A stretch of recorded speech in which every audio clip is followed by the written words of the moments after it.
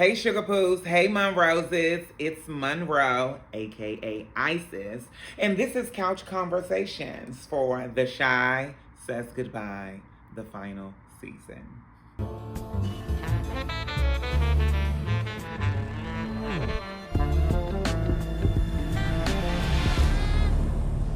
Listen, I ain't finna bother to told y'all. I'm giving y'all the real behind the scenes things, what I felt, what was going on, and just some inside scoop about each episode. Okay? And this is episode 1.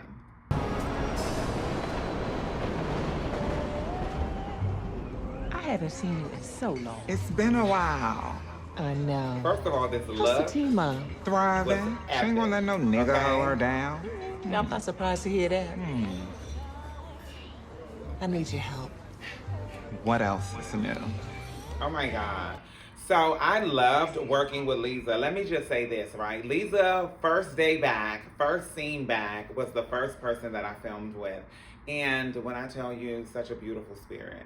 Like, we literally met in the lobby by coincidence, right? Well, I don't believe anything happens by coincidence. So listen, it was divine for us to meet in that lobby, to like really start building that chemistry. And from that lobby meeting, well, I'm lying.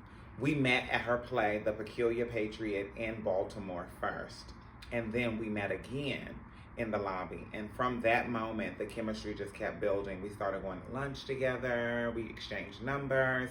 And like being on set, it was just like reminiscent of what we had already built. I see y'all follow each other. How cool are you?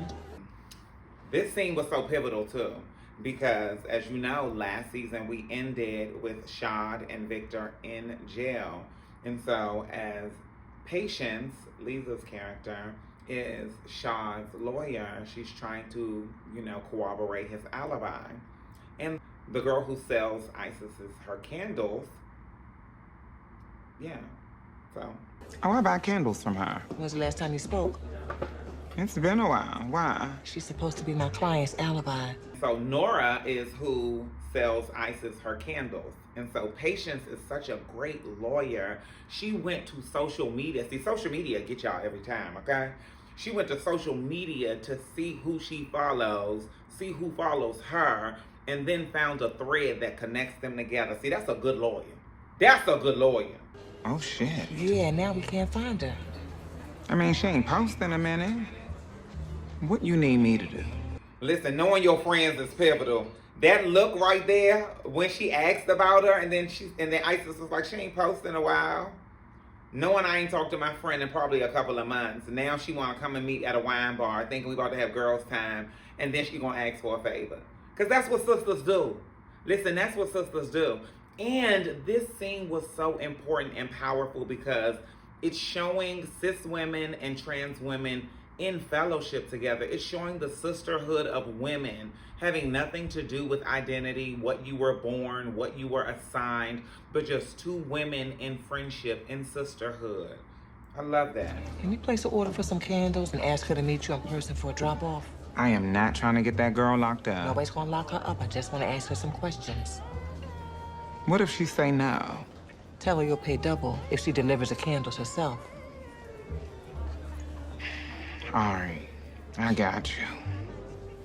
I appreciate you. I know you do, girl. Always something. Listen, when I tell you that is one of my favorite scenes thus far, like, first of all, shout out to Mercedes in Costumes. Shout out to David who did the makeup. Shout out to Katrina, who did hair. Baby, she had whooped that blonde wig together, didn't she?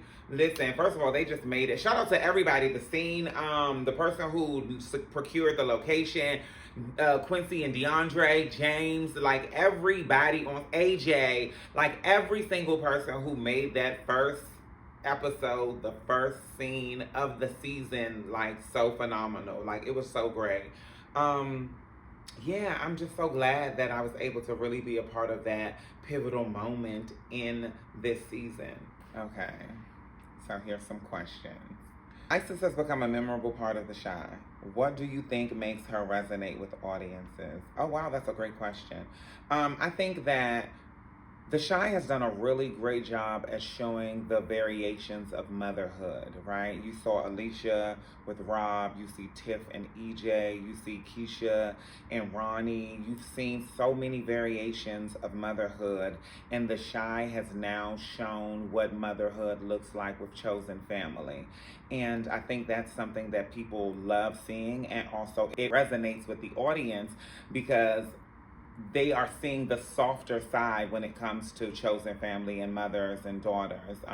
Usually when it comes to seeing Chosen Family, it's always the fun side or a version that really doesn't necessarily come off maternal, but you really see Isis care for her daughter and really show up in a way that is maternal and also very caring for the people that she loves. And you'll really get to see that as this season unfolds.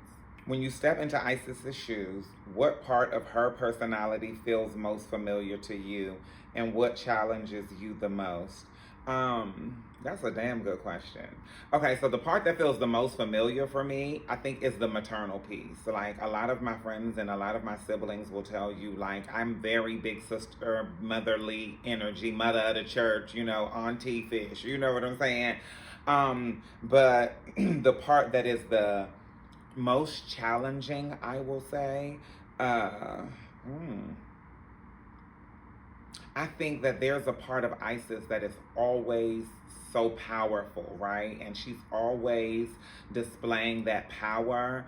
And most times for me, I have to like tap into my power. And I think that's the most challenging, right? I think that Isis really shows, like really lives in her body. And I'm still learning how to live in mine, if that makes sense. I hope that makes sense.